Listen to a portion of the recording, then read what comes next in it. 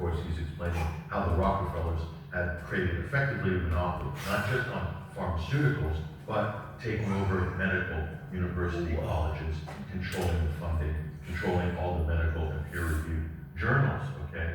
He goes on to say about Flexner and his crew, they proclaimed that the Rockefeller Institute doctors had been proven that poliomyelitis, polio virus, causality for the mysterious disease of polio.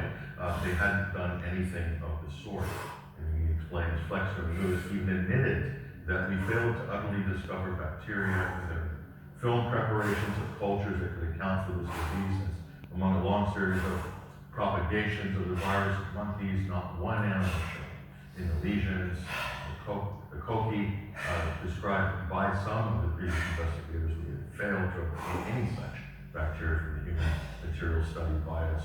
We felt that they could be excluded from consideration. So they actually didn't have the evidence initially for polio, and he concludes by saying here, what they did was to make a bizarre supposition, a leap of faith, not a scientific claim. So that's just a taste of what's in this report. And if you understand the Flexner report and how important it was in sort of that timeline of modern medicine, and so a lot of what we see in terms of vaccines and vaccine rollouts and broad claims made about pharmaceutical products and vaccines, a lot of this started at that point in history. Yes. So that's when it became very, very formalized. So, and again, William is a great, he's been researching this almost his whole adult life. And so this report, I think, is a real culmination of his research at this point. It's also available, of course, at his blog, williamangolf.com. Yeah, okay, thank you for that. Ian, very quickly. Yeah, just, I mean, that also, this was at a time when the Rockefellers were building their oil and banking empire. And one of the interesting things about it is that oil was obviously needed for the production of most of the allopathic pharmaceutical. So this is all tied up. I mean, they did a similar thing in the US with getting rid of electric vehicles and electric, the US had an extensive electric tram system. Rockefellers and others like that were pushing their agenda were behind getting rid of all that. They constantly do this kind of thing. Not only that, but the rollout of, say, the polio epidemic coincided with the rollout of something called DDT. It's a toxic chemical. It was also managed and produced by the military at the time as well, but it was a pesticide. But it was also used as cleaning products in houses and things like this. And when they pulled back on DDT, then you started seeing the polio cases recede. So the mass vaccination program is important to point out about polio. The vaccines came after the decline in polio cases. That's really important to look at those charts and you look at the introduction of glyphosate, for instance, also around the same time. So what Wayne is saying here is that we need to look at all the toxic factors and variables in our environment and not just focus and have everyone gaslit on the virology arguments as well. And so he presents the evidence on this pretty convincing. Okay, well, let's move back down under again. And the old animal disease is back again, is it? Sure. If polio is not enough, if COVID's not enough, how about a animal vector-borne disease? Here, the foot and mouth is hit Australia. Look at this. So this is the big fear campaign right now. Down under, foot and mouth disease is back. So they're stepping up quarantining at airports across Australia. We'll explain to you how this came to be. It's quite an incredible story in itself. So apparently they found this in meat products in Australia. And I'm not talking about like fresh meat, like pork rinds. In an Oriental supermarket, they found dead viral fragments, allegedly. And I looked high and low and I could not find the PCR mentioned. But I'm guessing that they used a PCR test to discover these dead nucleotides of this alleged foot and mouth virus found in these products.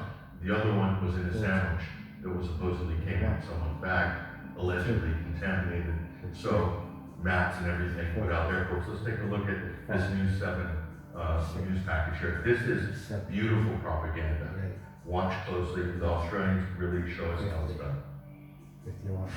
In cattle yards across the country, farmers were fearful, and now it's happened. We have detected foot and mouth disease in a small number of pork products for sale in Melbourne CBD. It's the first time it's been found in shops. An absolute close call. The pork, imported from China, has been seized, along with infected beef at an Australian airport not declared by a traveller from Indonesia. The pork floss and the beef product did not contain live virus, but they do contain viral fragments. Carried on meat products, shoes and clothes, the disease infects cattle, sheep, pigs and goats, causing fever and blisters, but rarely affecting humans. Thank God it hasn't got into the stock.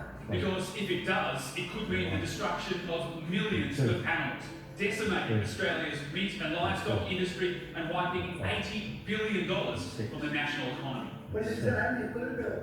It's going through the roof. It would shut down the movement of all livestock immediately. Your abattoir workers out of a job. Your stocking stations out of a job. Your transport operators out of a job. The farms out of a job. To prevent that, the government has ramped up biosecurity at airports. Every passenger from Indonesia screened, more detector dogs deployed, and today, sanitised foot mats are being sent to every international airport. Which will dislodge dirt from the sole of people's shoes and cover it in acid. But critics say with the recent outbreak in Bali, the border to Indonesia should be shut. Rob Scott, 7 News. Good propaganda, they do good propaganda. They do, yes. Down under, that's just a hell of a report. So you notice that decimating the economy, decimating the livestock, like the virus or the threat of a foot and mouth virus, which is a cold virus, allegedly, for cattle and for cloven foot animals. And so they don't say that the government shutting down or culling the livestock that's ruining the whole livestock industry. It's not government policy or crazy decisions like we saw in Britain in 2001, where Tony Blair took it upon himself to basically destroy the UK's farming industry. On the back of Neil Ferguson's statistics. Oh, there's Neil Ferguson again. Yes. So he was promoted after that. Yes. So it has nothing to do with government. It's all about the virus, okay, or the threat of a virus. Slaughtered on Suspicion is the name of the documentary film. So the documentary we did called Slaughtered on Suspicion is back on the front page of the UK Call website. If you haven't seen it, watch it. To get some context on this, if you scroll down to the end of the story section at the bottom, you'll find it there. So here's the other offending article here. So this is an Instagram model, I guess, an influencer or something like this. I don't know what they're called here. But so she was basically, she had half a Subway sandwich, 6 inches of a 12-inch sub. She's coming back from Valley, had it in her bag, undeclared. And so she's been fined. Daily Mail's all over this, by the way, as you can imagine. Model, this could be any girl with an Instagram account, by the way, these days. She was slapped with a $2,664 fine, bringing in a half-eaten Subway sandwich. And the Australian authorities are having a go at her. She deserves having the book thrown at her for this. So allegedly, it's alleged infected beef, okay? So no one can confirm whether there was actually foot and mouth in her Subway sandwich or not. Subway sent her a voucher for £2,664. She's excited. She feels like she's won the lottery, but she hasn't actually gained anything but a whole lot of calories coming down her way in the next couple of months. So there she is. Look at this. Jessica Lee failed to declare this Subway sandwich by traveling from Singapore. Okay, to Singapore. So Mr. Watt, that's the agricultural minister there, MP, said that the fine she received was fair and that Customs is set to crack down on these type of offenders. People like her, she's enjoying her Subway swag back there, so that's great. So, but the fear point is off the charts. Like, look at this. This is another influencer on Twitter, an NGO type person apparently. Listen to what she has to say. It gets even more hyperbolic.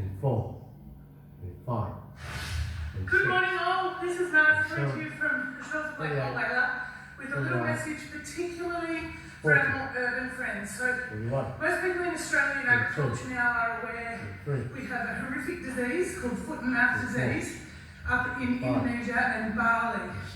And for that we are terribly sorry for our Indonesian friends and colleagues because this disease is horrific. It's extremely cruel.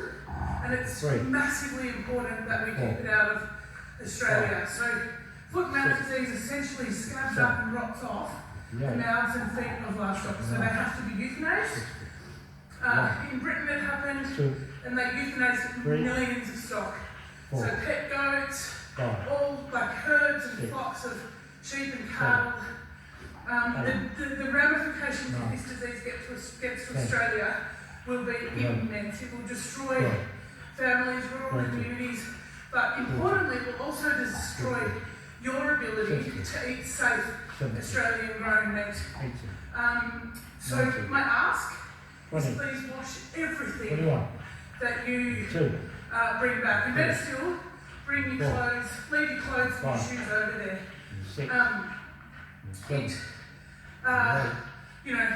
Support the local economy, buy clothes over there and then leave them over there. It's how we're going to keep your capacity to eat beautiful Australian meat safe for future generations. Thank you so much.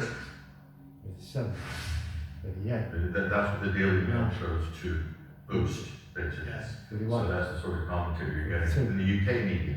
Okay? So they're totally backing this foot and mouth hysteria. And I might add there, so there's a real attack now on pork from Indonesia and from China. So they like to see a halting of pork imports in Australia. So this goes under the war on meat, the broader banner. It's also got a geopolitical dimension as well with the Chinese pork. It's a huge industry. So again, this is viral fragments detected from the PCR test. So a lot of what she said is simply not true. Here she is. Let's take a look at put her on screen. Catherine Marriott. She's on Twitter. Non-governmental, non-profit organization. I'm not sure what that means, but New South Wales. So she's one of the many influencers that our media call on to keep the fear going. I mean, total fear. Yes, indeed. And Patrick, with respect to the lips and hooves dropping off, one of the points that made it sort of suspicion was, of course, there was lots of wildlife that was never captured in both during the 2001 outbreak in the UK, cloven-hoofed animals. And Like in deer, for example, we didn't see them all lying dead with their lips and feet together. We didn't see a lot of actual foot and mouth in 2001. Most of it was slaughtered on suspicion. Yes. And so the argument that this woman makes, the same bogus argument they made in the UK, because we need to slaughter them now to prevent from having to euthanize them later. So this is sort of like compassionate, preemptive action or something. Yes. Unbelievable that people haven't